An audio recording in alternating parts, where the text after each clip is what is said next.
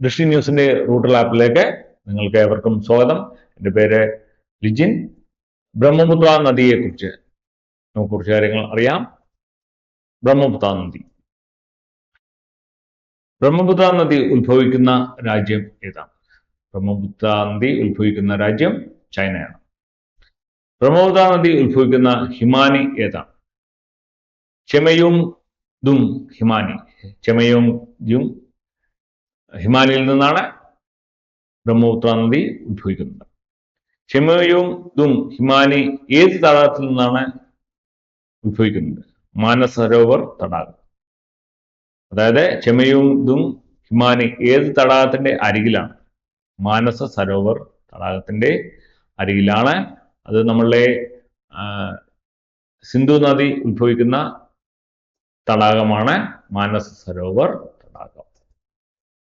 ബ്രഹ്മപുത്ര നദി ഇന്ത്യയിലേക്ക് പ്രവേശിക്കുന്ന ഏത് സംസ്ഥാനത്തുകൂടിയാണ്? അരുണാചൽ പ്രദേശ്. അരുണാചൽ പ്രദേശിലൂടെയാണ് ബ്രഹ്മപുത്ര നദി ചൈനയിൽ നിന്നും ഇന്ത്യയിലേക്ക് പ്രവേശിക്കുന്നത്. ഇന്ത്യയിലെ ഏതൊക്കെ സംസ്ഥാനങ്ങളിലൂടെയാണ് ബ്രഹ്മപുത്ര നദി ഒഴുകുന്നത്? ഇന്ത്യയിലെ അരുണാചൽ പ്രദേശ്, ആസാം എന്നീ സംസ്ഥാനങ്ങളിലൂടെയാണ് ബ്രഹ്മപുത്ര നദി ഒഴുകുന്നത്. ആസാമിലൂടെ ബംഗ്ലാദേശിലേക്ക് പ്രവേശിച്ച് ബംഗാൾ ഉൾക്കടലിലേക്ക് ബ്രഹ്മപുത്ര നദി പതിക്കും. ബ്രഹ്മപുത്ര നദി ഏത് കടലിലാണ് പതിക്കുന്നത്? ബംഗാൾ ഉൾക്കടലിലാണ് പതിക്കുന്നത്. ഏറ്റവും വലിയ ഹിമാലയൻ നദിയാണ് ബ്രഹ്മപുത്ര നദി. ഏറ്റവും കൂടുതൽ ജലം ഉൾക്കൊള്ളുന്നതുകൊണ്ടാണ് ബ്രഹ്മപുത്ര നദിയെ ഏറ്റവും വലിയ ഹിമാലയൻ നദി എന്ന് പറയുന്നത്. ഏറ്റവും ആഴമുള്ള ഹിമാലയൻ നദിയാണ് ബ്രഹ്മപുത്ര നദി. ആഴത്തിന്റെ കാര്യം നോക്കുകയാണെങ്കിൽ തന്നെ ഹിമാലയൻ നദികളിൽ ഏറ്റവും ആഴമുള്ളത് ബ്രഹ്മപുത്ര നദിയാണ്. ഏറ്റവും ഉയരത്തിലുള്ള ഹിമാലയൻ നദിയാണ് ബ്രഹ്മപുത്ര. അതായത് ഏറ്റവും ഉയരത്തിൽ കൂടി ഒഴുകുന്ന ഹിമാലയൻ നദിയാണ് ബ്രഹ്മപുത്ര നദി.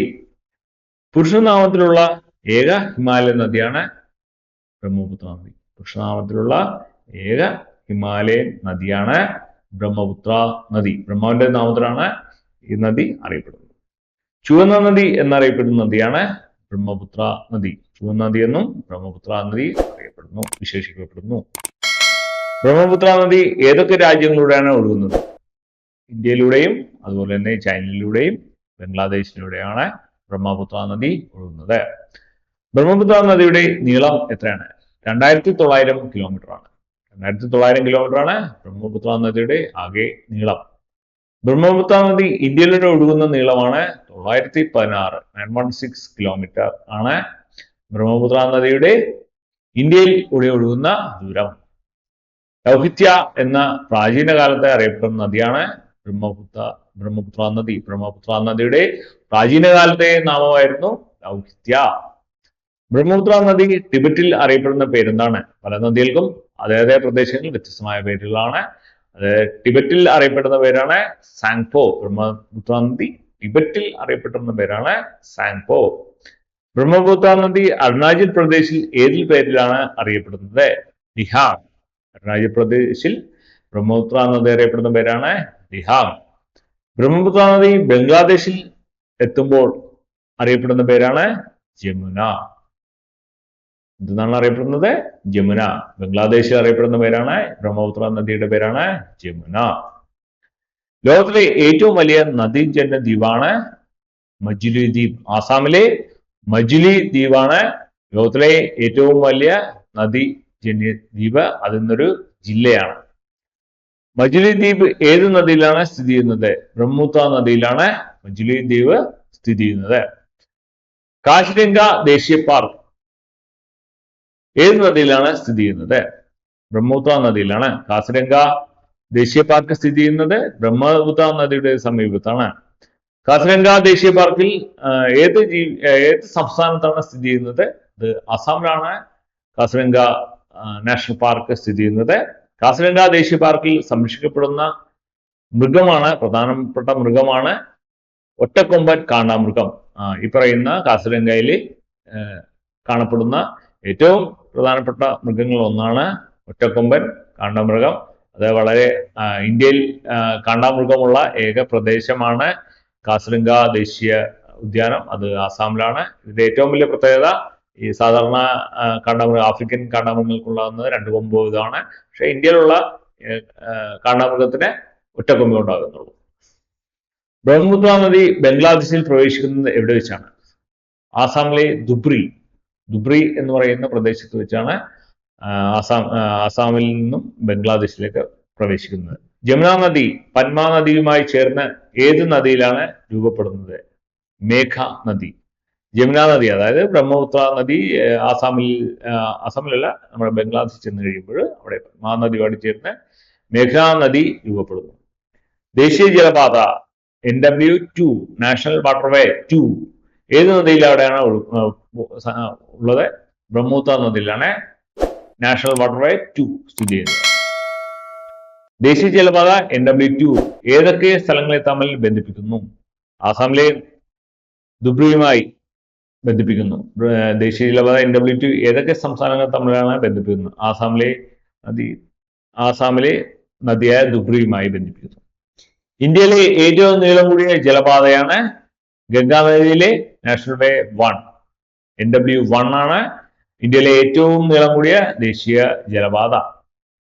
ബ്രഹ്മപുത്രയുടെ പ്രധാന പോഷക നദികളാണ് ലോഹിത്, ദിബാങ്, ധൻസിരി, സുബൻസിരി, തീസ്ത, മാനസ്. അതായത് ലോഹിത്, ദിബാങ്, ധൻസിരി, സുബൻസിരി, തിസ്ത, മാനസ് ഇവയാണ് ബ്രഹ്മപുത്ര നദിയുടെ പ്രധാനപ്പെട്ട പോഷക നദികൾ. ലോഹിത് നദിക്ക് കുറുകെയുള്ള പാലം ഹുബൻ ഹസാരി സേതു പാലമാണ്. ലോഹിത് നദിക്ക് കുറുകെയുള്ള പാലം.